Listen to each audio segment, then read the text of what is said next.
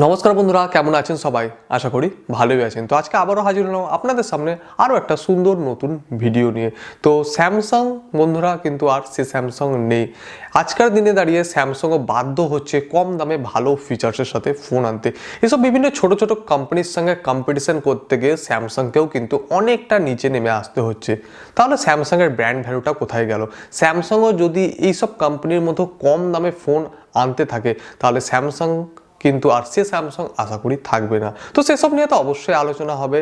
সদ্য Samsung launch করেছিল একটা নতুন ফোন M01S, এবং সেই ফোনটির সাকসেসর বলতে পারেন M02S, যেটা নিয়ে আজকে বিস্তারিত আলোচনা করব। সঙ্গে এই ফোনটি একটা আনবক্সিং করব এবং আপনাকে জানাবো এই ফোনটি এই সব প্রাইসের মধ্যে কেনা উচিত হবে কিনা। তো ভিডিওতে শেষ অবধি থাকবেন। আমি রোহিত বকত, বংটেক চ্যানেল আপনাকে আরও একবার স্বাগত জানাচ্ছি।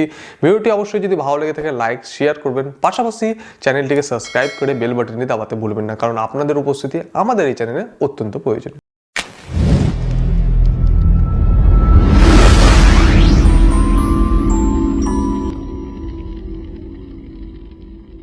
তো স্যামসাং M02S এই ফোনটি আমাদের ভারতবর্ষে দুটো ভেরিয়েন্টে পাবেন।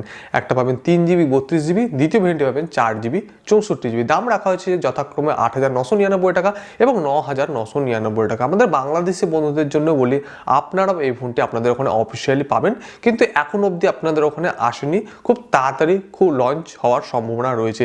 এবং বন্ধুরা, আপনাদেরকে এটাও বলতে চাই, আপনারা যারা বাংলাদেশ থেকে আমার ভিডিওটি দেখছেন তাদের উদ্দেশ্যে বলি, আপনাদের ওখানে যদি অলরেডি স্যামসাং M02 চলে এসে থাকে তাহলে অবশ্যই কমেন্ট করে জানাতে পারেন সেখানে কত টাকায় এই M02S পাওয়া যাচ্ছে।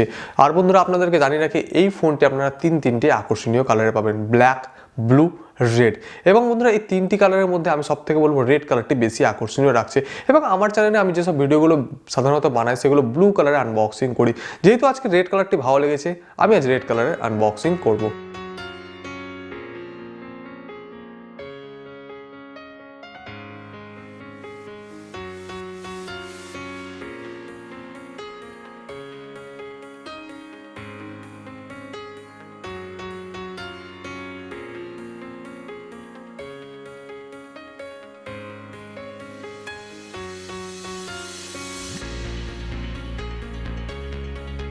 তো বন্ধুরা, এই ছিল একটা ছোট্ট আনবক্সিং এবং ফোনটার লুকস দেখতে পাচ্ছেন বেশ ভালো।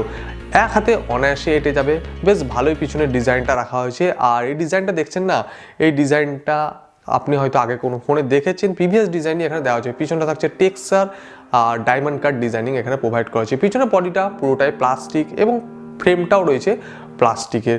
যদি ফিজিক্যাল ওভারভিউর কথা বলি, ফোনটির ব্যাক সাইডে থাকছে ট্রিপল ক্যামেরা সেটআপ, তার ঠিক পাশে থাকছে ফ্ল্যাশ লাইট, আর কোনো রকম ফিজিক্যাল ফিঙ্গারপ্রিন্ট সেন্সর থাকছে না। নিচের দিকে থাকছে স্যামসাংয়ের ব্র্যান্ডিং। ফোনটির ডান দিকে থাকছে ভলিউম রকার্স কি, পাওয়ার বাটন। ফোনটির নিচের দিকে থাকছে 3.5mm jack, type C charging socket, primary মাইকের জায়গা এবং স্পিকার গ্রিল। ফোনটির বাঁ দিকে থাকছে ডেডিকেটেড সিম ট্রের জায়গা, উপরের দিকে থাকছে ডেডিকেটেড নয়েজ ক্যান্সেলেশন মাইক। আর ফোনটি বন্ধুরা হাতে যদি নেন বেশ ভালোই লাগবে। শুধু ফিজিক্যাল ফিঙ্গারপ্রিন্ট সেন্সর পিছনের দিকে দেওয়া হয়নি, তাছাড়া ফোনটির আপনি ওয়েটের কথা বলুন, ওয়েট রাখা হয়েছে অ্যাপ্রক্স 196 বা 95 গ্রামের আশেপাশে। থিকনেস ফোনটির তুলনামূলকভাবে একটু মোটা রয়েছে, 9.1mm। 5000 mAh ব্যাটারি থাকছে ফোনটিতে। সেই তুলনায় থিকনেস আমি বলবো ঠিকঠাক রয়েছে। চলুন এবার দেখে নেবো ডিসপ্লে।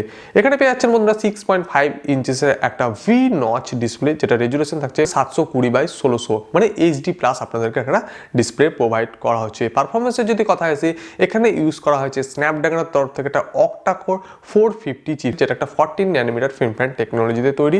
আর এই প্রসেসরটি তুলনামূলকভাবে একটু ব্যাকডেটেড। জিপিইউ থাকছে এখানে অ্যাড্রিনোর তরফ থেকে 510। ভেরিয়েন্টের কথা আপনাদেরকে আগেই বললাম, দুটো ভেরিয়েন্টে এই ফোনটি পাবেন, 3GB 32GB, 4GB 64GB। Storage type রয়েছে eMMC 5.1। ওয়েসের যদি কথায় আসি, এখানে থাকছে আপনাদের One UI এর একটু আপডেট 2.5, নিট অ্যান্ড ক্লিন পাবেন। ফ্রেশ UI এখানে দেওয়া হচ্ছে, যেটা বেস করবে অ্যান্ড্রয়েড 10 এর ওপরে। তো পারফরমেন্স আপনারা নর্মালি এই ফোনটি কোনো গেমিং খেলার জন্য বানানো, নর্মালি আপনারা ডে বাই ডে ইউজেসের জন্য এই ফোনটি অবশ্যই ভালো একটা পারফরমেন্স পেয়ে যাবেন আপনারা। তাছাড়া লাইট গেম যদি ফোনটিতে খেলেন বা লো সেটিংসে যদি কোনো রকম গেম খেলেন, অনায়াসে ফোনটিতে সহ্য করে নেবে বা চলে যাবে। ক্যামেরা যদি কথা আসি, পিছনের দিকে থাকছে তিনটে ক্যামেরা। মেন ক্যামেরা থাকছে 13 মেগাপিক্সেল অ্যাপারচার 2.2 এর সাথে। সেকেন্ডারি ক্যামেরা থাকছে 2 মেগাপিক্সেল মাক্রো লেন্সের জন্য ইউজ করা হয়েছে। থার্ড ক্যামেরাটি ইউজ করা হয়েছে 2 মেগাপিক্সেল ফর ডেপথ সেন্সিং এর জন্য। সামনের দিকে থাকছে 5 মেগাপিক্সেলের ফ্রন্ট ক্যামেরা, যেখানে অ্যাপারচার থাকছে f2.2। দু একটা ফটো ক্লিক করেছি, অবশ্যই স্যাম্পলগুলো দেখে নিতে পারেন।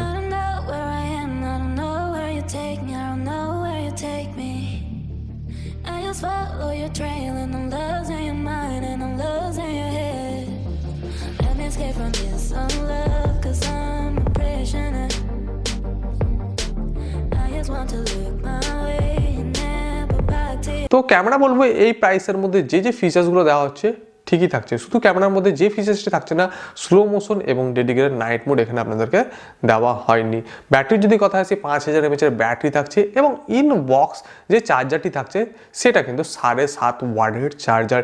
এবং আপনাদেরকে এটাও জানিয়ে রাখি এই M02S এ 7.5 ওয়াট ইনবক্স চার্জার দেওয়া হলে ফোনটিতে কিন্তু 15 ওয়াটের চার্জার সাপোর্টেড। মানে আপনি যদি বাইরে থেকে 15 ওয়াটের একটা চার্জার কিনে যদি এই ফোনটিকে চার্জ করেন অবশ্যই ফাস্ট চার্জিং এর সাপোর্ট পাবেন। এবং 15 ওয়াট চার্জার দিয়ে এই ফোনটিকে যদি চার্জ করেন অনায়াসে খুব তাড়াতাড়ি ফোনটি চার্জ হয়ে যাবে।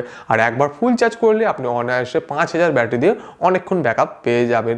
তো এটাই ছিল মোটামুটি M02S এর ব্যাপারে বিস্তারিত কথা। এবার বন্ধুরা আপনাদেরকে জানাবো এই ফোনটি আপনার কেনা উচিত হবে কিনা। তো এই দামে 8999 টাকা, 9999 টাকায় 3GB এবং 4GB ভেরিয়েন্টের সাথে আপনারা ফোনটি পাচ্ছেন। বাজেট সেগমেন্টের মধ্যে আপনারাও যদি ফোনটি চাইছেন যে একটা ফোন কিনবো তো অবশ্যই এই ফোনটি কিনতে পারেন। এত সুন্দর ব্র্যান্ডের একটা ফোন দেওয়া হচ্ছে। শুধু এই ফোনটির মধ্যে থাকছে না ফিজিক্যাল ফিঙ্গারপ্রিন্ট সেন্সার, কিন্তু তাছাড়া যদি ফোনটি দেখা যায় একদম আমি বলবো এই বাজেটের মধ্যে সেরা ফোন। এই ফোনটি কোনো গেমিং খেলার জন্য বানানো হয়নি। আবার আপনারাও হয়তো অনেকে ভাবছেন যে এই ফোনটি আমি কি গেমিং করব, বাজেট সেগমেন্টের মধ্যে এই ফোনটি কেনা উচিত হবে। তো আমি তাদের উদ্দেশ্যে জানাই এই ফোনটি তাদের জন্য নয়। আপনারা যদি গেমিং করতে চান অবশ্যই এই প্রাইসের মধ্যে আরও কম্পিটিশন ব্র্যান্ড আছে, সেখানে আপনি যেতে পারেন। এবং যদি আপনি চাইছেন কম দামে বা বাজেট সেগমেন্টের মধ্যে একটা ভালো ফোন তো অবশ্যই এই ফোনটি একবার ট্রাই করতে পারেন। তো আপনার কি মতামত বন্ধুরা এই ফোনটির ব্যাপারে অবশ্যই কমেন্ট করে জানাতে ভুলবেন না। আজকের ছোট্ট সুন্দর ভিডিওটা এখানে শেষ করছি। দেখা হচ্ছে পরবর্তী আরেকটা নতুন ভিডিওতে। আশা করি ভালো আছেন, ভালো থাকবেন এবং অপরকে ভালো থাকার সুযোগ করে দেবেন। আজকের জন্য বন্ধুরা বিদায়।